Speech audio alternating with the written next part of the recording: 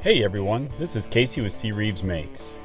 Not too long ago I built this mobile router table with a Craig Foreman pocket hole machine beside it, and it's been a great addition to my shop. But having a two-car garage for my shop, I've quickly realized the value of the real estate that I have in here. I'm looking to upgrade to a larger jointer and also a larger planer here in the future. So any of that footprint that I can get back on my floor is going to be greatly appreciated. So with that being said, I went ahead and got a router wing insert for my table saw. And in this video, I'm going to show you guys how I put it in. So the router insert that I got is the Harvey Industries RT685. And it fits right into my SawStop 3 horsepower PCS.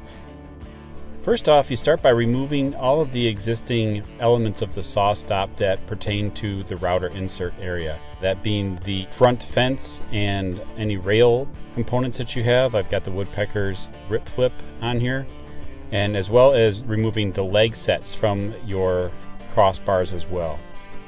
The new router wing is cast iron. It's extremely heavy. It's definitely good to have a friend or two around to help lift this into place and get it set. Trying to do this by yourself could prove to be very difficult. One thing that I did do, lining up the cast iron to the existing cast iron of the saw top, was to use a Bessie parallel clamp to kind of nudge this into place as I was laying levels across it, making sure that I had a seamless transition between the two pieces. For my particular SawStop, the holes did not line up with the cast iron, but that was easily rectified by drilling new holes and countersinks into the cast iron though, and using the hardware that was provided to get everything mounted up.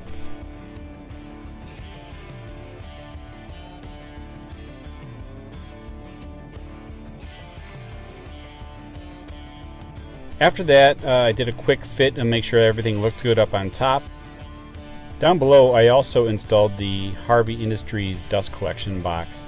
This simply bolts on to existing locations on the bottom of the cast iron with provided hardware, and then hooking up the provided hose as well to run up to the top to the fence.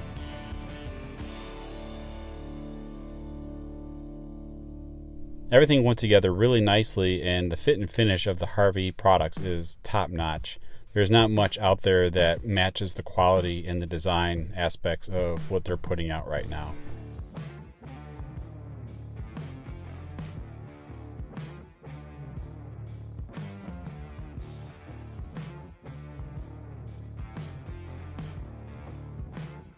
This router table does not come with an external on-off switch. You would have to reach inside the dust collection cabinet to turn the router on and off every time you used it. So I purchased a Rockler on-off switch and simply just located, drilled and tapped and mounted it to one of the vertical legs that Harvey supplies with the router extension wing.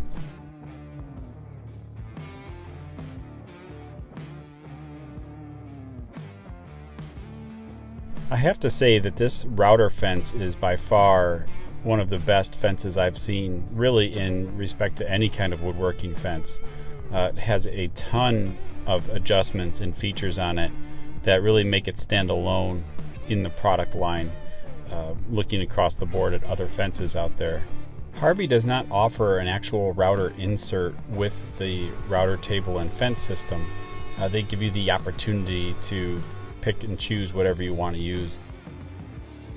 And I had a previous 2 horsepower router that did okay for the most part with a lot of the hardwoods that I was routing, but it also struggled with some thicker ash and maple pieces that I was routing from time to time.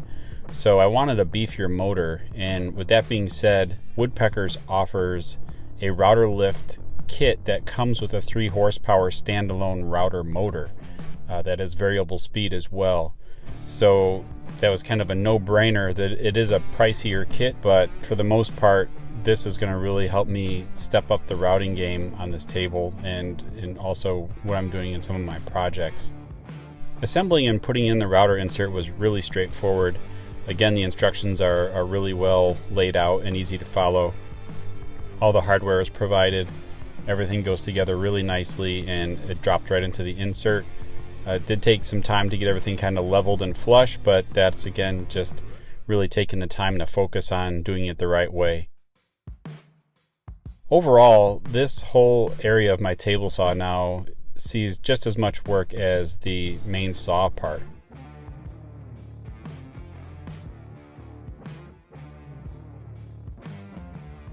One thing that I like to do with my router tables is I use them for making undercut handles on cutting boards and serving trays.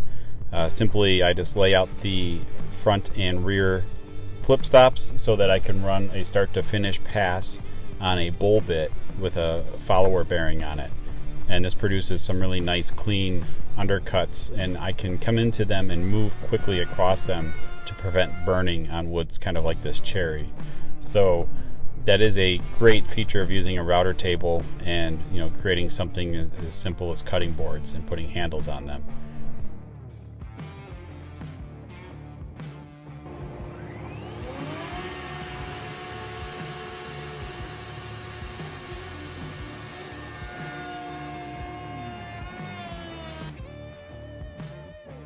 Okay guys, so let me know down in the comments below what you thought of this video. If you have any questions on this router table or this router insert that you saw me put in, I'd be happy to answer them for you.